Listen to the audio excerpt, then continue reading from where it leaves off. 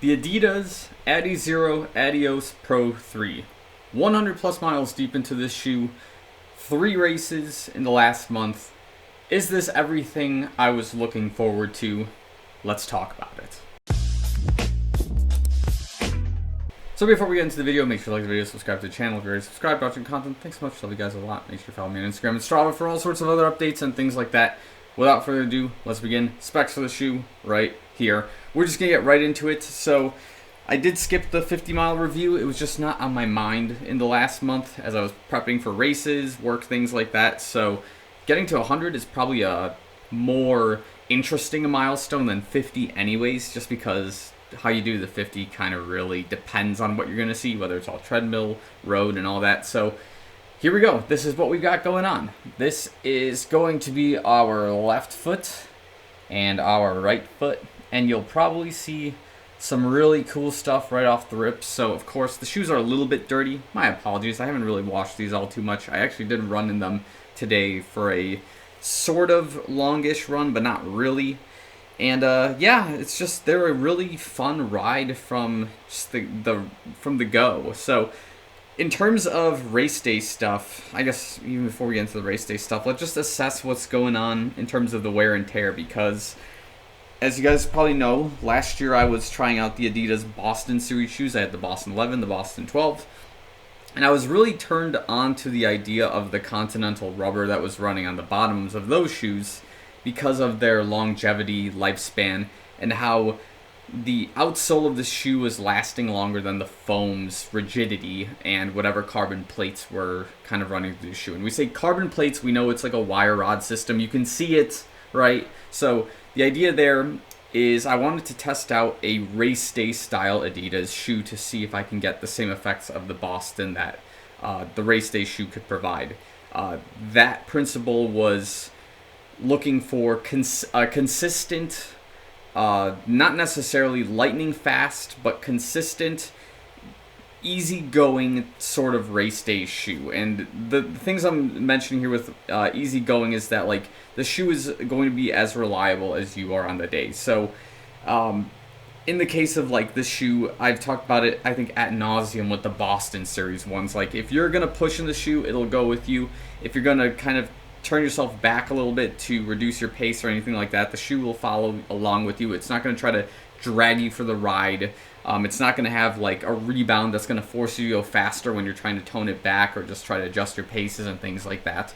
So, and then even like in the longer segments of the run when you're starting to fall apart, you're going to see that the shoe isn't necessarily going to fall apart, and it's going to keep itself in a reliable place for you. Not in a way where it's going to like fatigue, or the foam is going to start giving you less response, or the carbon plate is going to start digging into your foot or hurting you. Like the shoe is going to stay pretty much, if you tie it correctly, it's going to be exactly where you need it at all times, I think. So that's kind of the overall assessment. We'll retouch on that towards the end here. But yeah, in terms of damage, some of the expected pieces are pretty much as follows. Like anything that's exposed foam, I was expecting to take some kind of beating on this shoe. So as you can see in this like patch right here in the upper top outside area of this shoe, you can see it's starting to get chopped in. It's getting like eaten up by, you know, road, gravel, whatever else I could be running on. That's totally expected. This is a strike point for my foot, and I do have a slight supination that occurs as well.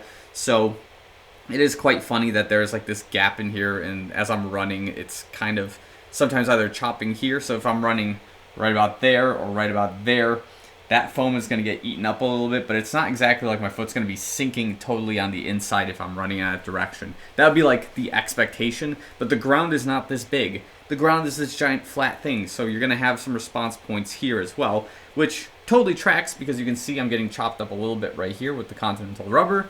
And the yellow patch of Continental rubber is also kind of taking its own sort of beating in this area. But that being said, the wear pattern is kind of following more of that straight line kind of pattern as expected, and I am burning it at the very tip of the shoe. So when I do have that rebound and the shoe kind of slides a little bit and has that kick, we are essentially cooking the top piece of the shoe here in this area where the foam has like a little inlet, I guess you can say. And this is, again, totally expected. I'm expecting the foam to get beaten up the way it is. But at 100 miles, like, it's not bad, but it is a little concerning because this is a really thin piece of Continental rubber once again. It's not like the Boston 11 or the Boston 12, which had a bit of a thicker sheet that added a little bit more weight, but at the same time provided that outsole protection. We do have to consider that this is a race day shoe. I'm not expecting this thing to last more than 250 miles, and if it does, then any sort of expectation I had with the Adidas race day brand shoes will essentially have been broken. Like, that'll be beyond my expectations if the shoe can survive past 250 miles in pretty good conditions. So, other pieces to note, like, again, there is some, like, wrinkling and some fatigue in the middle area of the Continental rubber. Again, once it's just expected when I'm running on rubber or gravel or, like, uneven terrain. This is just the beating that we would be looking for. So just a little bit of foam beat up, but like the Continental rubber is protecting everything else, so not too worried there. And yeah, nothing else too unusual with that foot. There's a little bit of dirt. That's okay. Not very much concerned with that. Same story pretty much occurring on the left foot as well. We just got the little chomps. We got a little bit of the rubber kind of eaten up. The interesting thing to see is that in the fatiguing of the foam, you kind of see the inlets of where the rods kind of follow. So it's really hard to see, and I don't know if I can get a good angle of it, but you're going to see that there's like a bit of a inlay right here where the rod kind of follows. There's going to be a bit of a little fatigue here and a little bit here, and it's following just the plastic, I guess, claw of the shoe's like carbon plate. So just really interesting to see how that's kind of playing out. But yeah, other than that, nothing else too unusual from the outsole. The one other thing I guess we can note is that the upper is holding pretty well in terms of its structure, but it's just got some interesting things kind of in tandem with my foot. The thing that I'm kind of talking about here is closer to the inside area of just like right past the archway. So you can see there's like some dirt that's basically right here. And what's happening most likely is when my foot is in the shoe and I'm like kind of maybe pronating a little bit in this shoe, that this area of the shoe is probably, you know, making contact with the rubber. And as a result, that black, I guess, like mesh piece or that textile that's in the shoe, it might be just wearing off slightly over here, and then that's creating kind of like this sort of like a foam debris, I guess you can say. So the structure is tight in the shoe, but it's not so tight that you would be ripping the upper in the archway area like you were doing in the Boston 11. And the same thing also, that rule is applied here on the outside. You know, I'm not ripping anything on this textile piece, which that's huge for me because that's something that happened in the Boston 11, that happened in the original Nike Alpha Flies a lot, just because that certain heat-treated mesh tends to rip a little bit more, but it's super comfortable at its like beginning stages, and it's just tight enough where yeah, you're just having a good ride in the shoe. So we're still in a good spot here with the Adios Pro 3.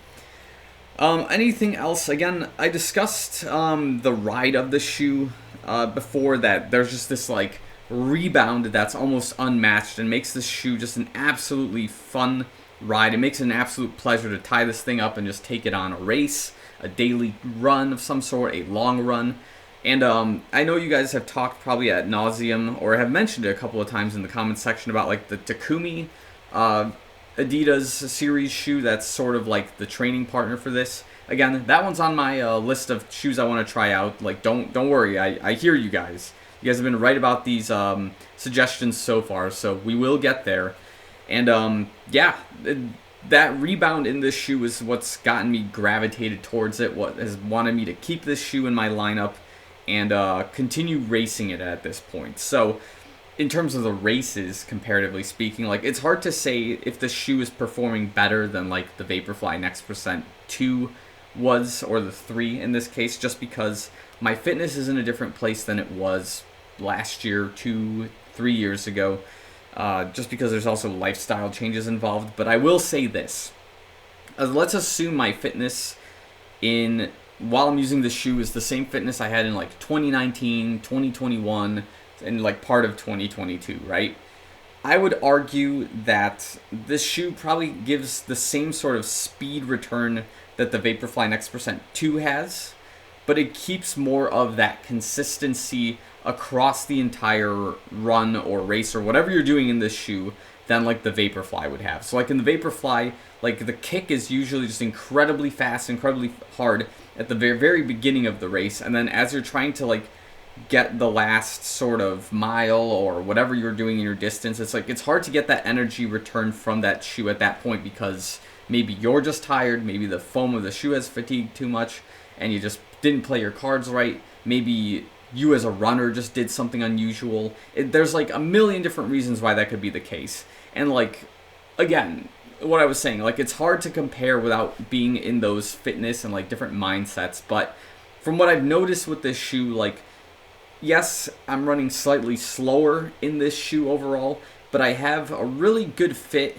in terms of like tying this shoe, locking it down. I know what not to do in this shoe, so it's not too tight in this area where we have this Adizero like I guess like logo here.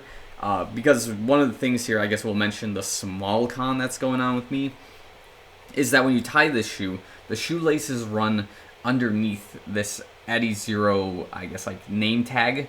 And what's happening when you tighten this too much is the shoelaces almost have direct impact or direct touch to like your sock or your foot or however you're running in the shoe. So you have to be careful with this area so it's not choking out the top piece of your foot. So that's kind of the digression there. But yeah, anyways, back to the point here is like the shoe will be really consistent in terms of its speed if you're going to be a smart runner, right? Like you won't necessarily lose pace in this thing unless you choose to actively slow down. If you're trying to go a little bit faster, the shoe will follow along with you. The technology involved with this shoe has been awesome thus far. Like, I barely notice the difference between like a carbon plate and the rods, other than with the rods, it's more specific to like how you land in the foot. You're going to get like a different kind of return, more or less. Whereas in the carbon plate, that follows the entire shoe and it's like this spoon, I guess you can say. Like the return is going to be kind of similar in terms of like bouncing in different areas of that spoon, whereas here the rods, you get a little bit of rod here, a little bit rod there, depending on how you strike or what area of the shoe you're more or less going on. So yeah, that's just some of the big things there. So 3 races in, a month into the shoe, 100 plus miles added. I'm enjoying this so far. I just want to know like if this outsole is going to last up to 250 miles in its current condition. Like, I'm going to say, yeah, it'll be probably okay based on my running style, which is a little more aggressive, a little bit more mid to forefoot kind of striking area. I expect the majority of this rubber to start taking a real beating over time, but I do expect the shoe to last at least until 250 miles. Hopefully 300, we'll see where it goes. But yeah, if you're looking for a race day shoe that's an alternative to the Vaporfly Next% 2, I am kind of leaning towards this one so far. This has been a good shoe to me thus far. It has the fit of like a Boston 11 where it's a lot tighter. It's more streamlined in terms of its fit, but you have to be a little more careful in how you tie it down, of course.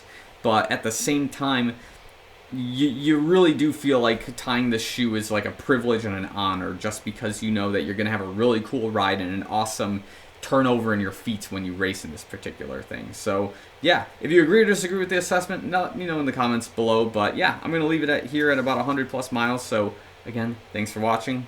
See you guys in the next one.